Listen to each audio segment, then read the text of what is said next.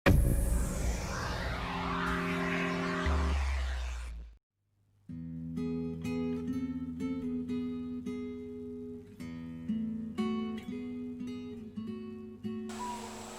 dilahirkan oleh seorang ibu yang kemudian tidak lama kemudian setelah melahirkan saya, beliau meninggal dunia, sehingga saya satu anak pertama dan satu-satunya. Sehingga sejak kecil saya begitu lahir langsung dibawa ke Surabaya dan tinggal bersama kakek dan nenek saya. Namun yang demikian itu justru membuat saya menjadi pribadi yang lebih mandiri dan lebih bisa mengurus diri sendiri. Dari kecil saya tinggal di Surabaya, SD, SMP, SMA, sampai kuliah di Surabaya, SMP di SMP 12 Surabaya, SMA di SMA 6 Surabaya, dan kampusnya di UNESA Surabaya.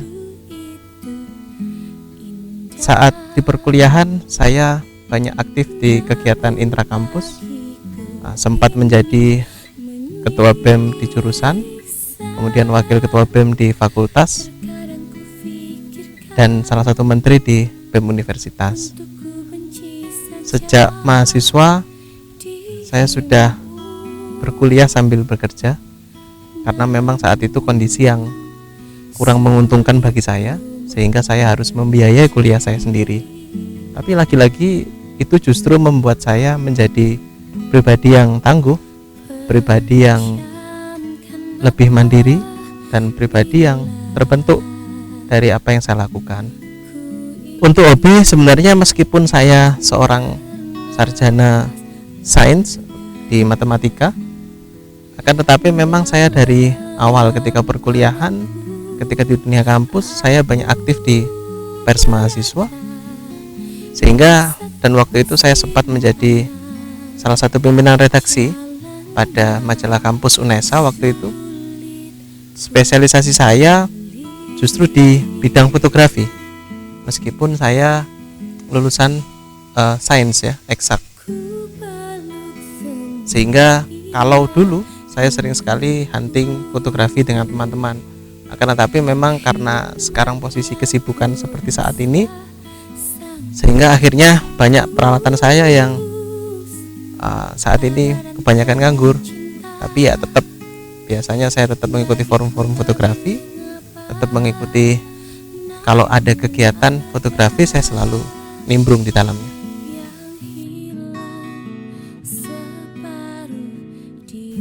Saya mulai diangkat menjadi CPNS itu tepatnya di bulan Maret tahun 2015.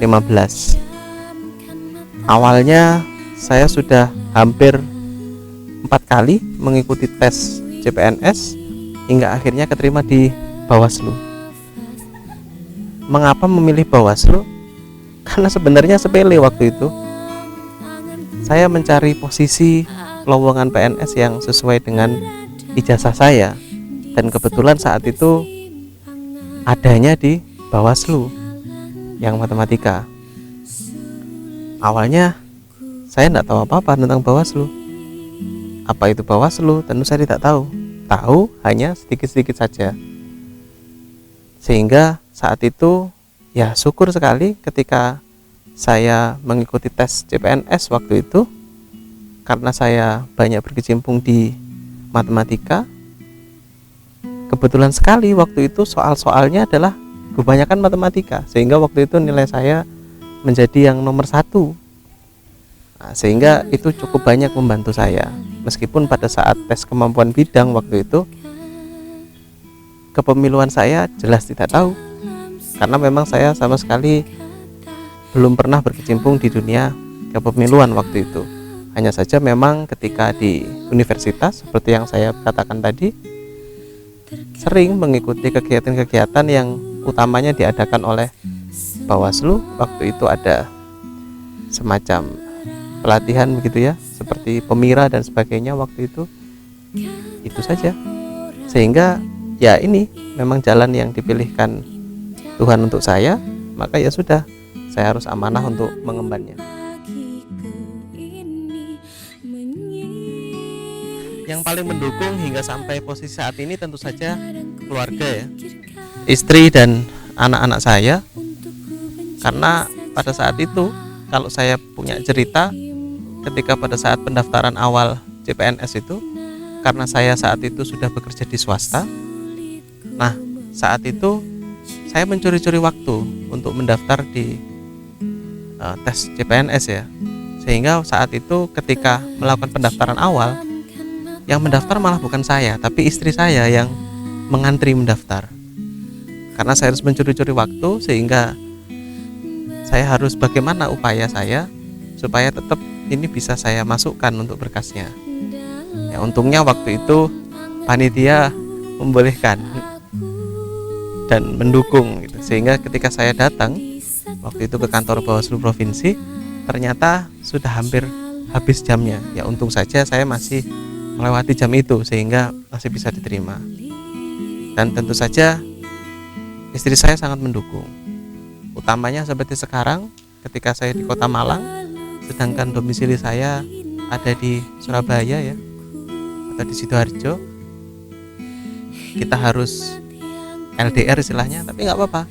Ini merupakan proses pembelajaran bagi saya untuk kembali menjadi lebih mandiri, pembelajaran bagi saya pribadi, terutamanya soal kesetiaan, juga menjadi pelajaran untuk anak saya supaya besok ya sosok ayah terkadang tidak selalu ada di sampingnya.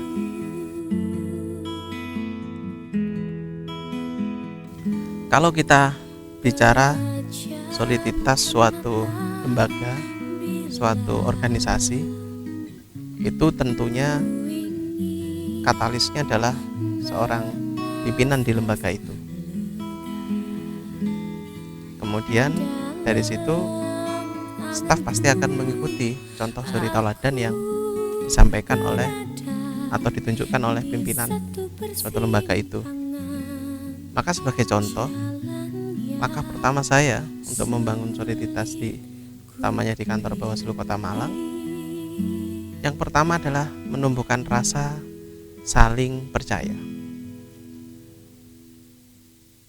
Komisioner percaya kepada korseknya, korseknya percaya kepada komisioner, korsek percaya kepada anak buahnya, anak buah percaya kepada korseknya. Ketika kemudian kepercayaan itu ada yang mengkhianati, ya harus segera dibetulkan. Sehingga itulah modal awal bagi suatu lembaga organisasi untuk bisa solid. Satu sama lain harus saling percaya terlebih dahulu.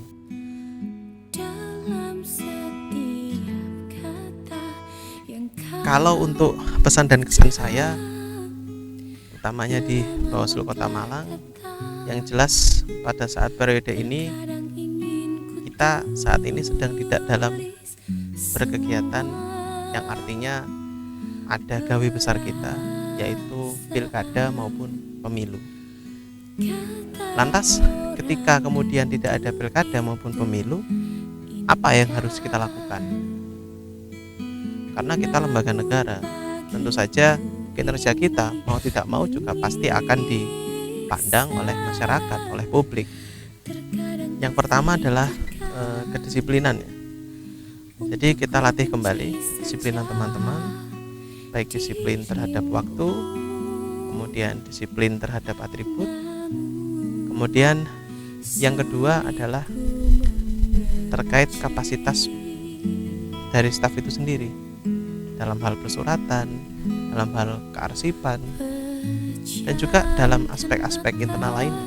Itu perlu kita bina mulai sekarang, sehingga ketika nanti pada saatnya ada pilkada, semua sudah merasa ini sesuatu yang sudah dijalani sehari-hari, sudah terbiasa untuk disiplin, sudah terbiasa untuk tertib, sudah terbiasa untuk menjalankan perintah sesuai aturan yang ada. Jadi jangan kemudian, pesan saya jangan kemudian ketika kita tidak ada pilkada, ketika kita tidak ada pemilu, kemudian kita menjadi lembaga yang santai-santai saja, lembaga yang tidak ada pekerjaan, lembaga yang hanya sekedar berangkat kerja dan pulang kerja tepat waktu, tidak.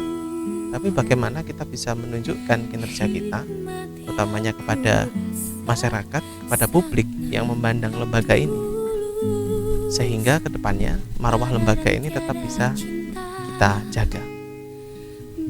Oke.